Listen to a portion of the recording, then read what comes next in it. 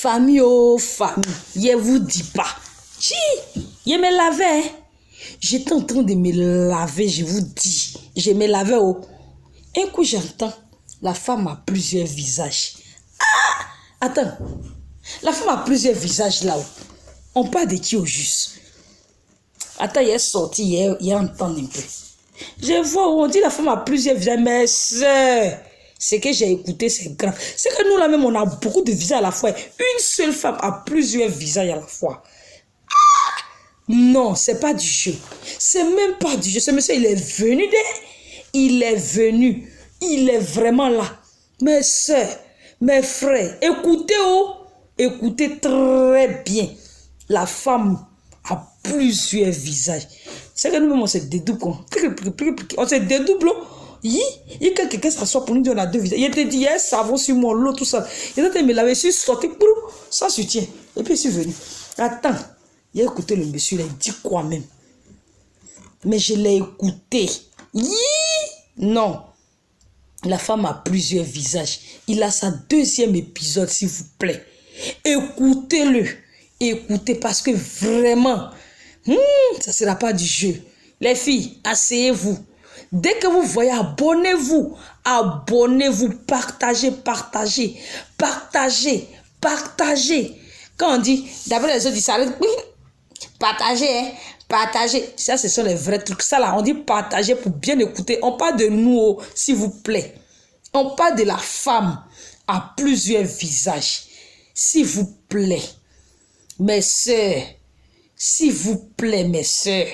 On parle de nous. On dit on a beaucoup de visages à la fois. Donc, c'est que moi, je ne comprends pas. Attends. Une seule femme peut avoir deux visages. Et quand on dit plusieurs, c'est même pas un, c'est pas deux, ni trois. On dit plusieurs visages à la fois. Ah, ça là. Si vous voulez savoir la suite là, c'est mieux vous allez suivre le monsieur là. Parce que là, où ça entend de venir là. Ah, mais c'est pas petit bouquin. Hein. Non, c'est pas petit bouquin. Non, non, non, non, non, non. Au lieu de ça dépasse le mot non, non, non. C'est non, non, non, non. Ah, tiens. Attends. Jusqu'à présent, même le mot là même là, moi-même là. Attends, la femme. Attends, vous, mais ça vous choque pas. Hein? Ça vous donne pas l'envie de voir la suite. Ça vous donne pas plus les mots qui parlent. Karine Sola. La gola aussi d'elle est grave. Qui est Karine Sola? Il y a le nom. Il paraît qu'elle est vilaine. Et puis c'est elle qui est cherché mari des gens. Mes soeurs. Bon, je vous laisse. Suivez la deuxième partie. On est ensemble. Partagez. Mettez beaucoup de j'aime. Abonnez-vous massivement. Et maintenant, la troisième partie. J'aimerais que vous vous abonnez d'abord avant qu'on va commencer. Parce que vraiment, ça ne sera pas du jeu. Ça ne sera pas du jeu. C'est du dangereux. Ce qui vient à suivre maintenant. Suivez-le maintenant. Il va vous dire la deuxième partie.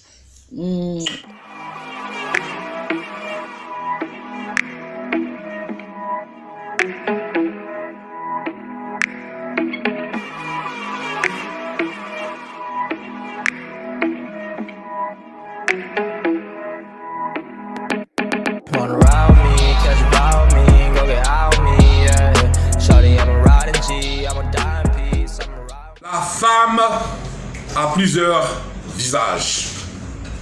Deuxième partie. Nantilou Geneviève, épouse Kwasi, avait senti le désarroi de son époux Jean-Jacques. Assistante de direction chevronnée, elle l'avait aidé à gravir les échelons dans la hiérarchie jusqu'à la lycée sur une piédestal. Elle plia à genoux, elle fléchit genoux et pria longuement. Geneviève était une très belle femme, grande et droite. Son visage était sculpté comme le mas Saouli, le mas gourou. Son teint caramel, son cou magnifiquement striée, qui vous donnait une exiguë envie d'initier la tête. Sa poitrine voluptueuse, ses hanches larges et ses fesses calipiges, symbole de la femme africaine éternelle. Elle se leva dans toute sa splendeur et se dirigea vers son mari. Elle portait une usette rose bonbon qui épousait outrageusement ses formes et laissait entrevoir des colliers scintillants, des bayas parfumés. Gêné administra des caresses diplomatiques sur le corps fabuleux de Jean-Jacques. Tablette de chocolat à souhait. Elle usa de ses doigts magiques et d'une langue experte. Elle lui fit une exploration minutieuse et approfondie. Elle le chevaucha langoureusement, puis le l'avala subtilement pour l'achever par des coups de rein torrides. Un cri rauque s'éleva dans le silence de la nuit.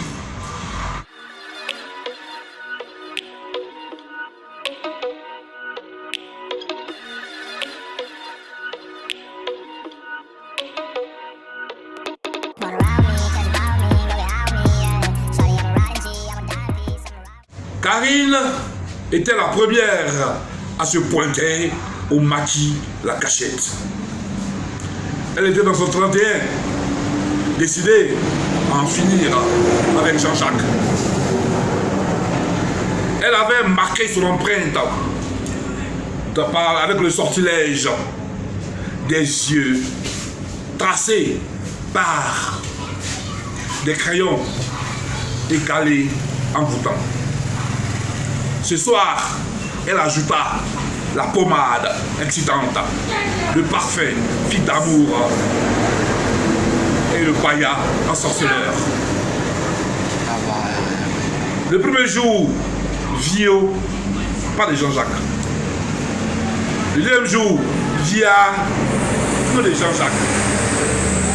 Le troisième jour, votre pipo, Jean-Jacques, c'est la coulée douce.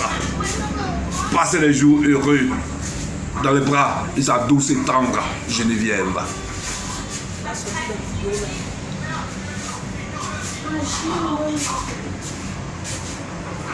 Elle lui avait, dès le premier jour, ayant senti le danger, elle avait pris le devant.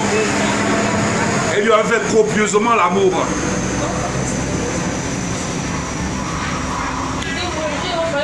Elle lui avait apporté le petit déjeuner au lit. L'avait aidé à prendre la douche par un lavage délicieux du dos pour finir par un massage érotique. En route pour le travail, elle avait accompagné à sa voiture une 4x4 flamande neuve Mercedes, en le couvrant de baisers et lui susurrant des mots d'amour. L'après-midi, elle avait surpris son mari au travail. Il fut fier de sa femme. Geneviève créa un embouteillage à sa descente de sa Chevrolet. Elle était vêtue d'un guide moulant et un décolleté époustouflant. Des brésiliennes et les talons assortis. Elle apparut dans le hall avec la démarche souple et ondulante, avec un subtil parfum dans son sillage. Elle suscitait l'émoi et l'admiration sur son passage. Elle amena son mari faire du shopping où elle lui fit cadeau d'une magnifique montre et des chaussures assorties. Après quoi, elle invita au maquis où ils dînèrent en amoureux. À suivre.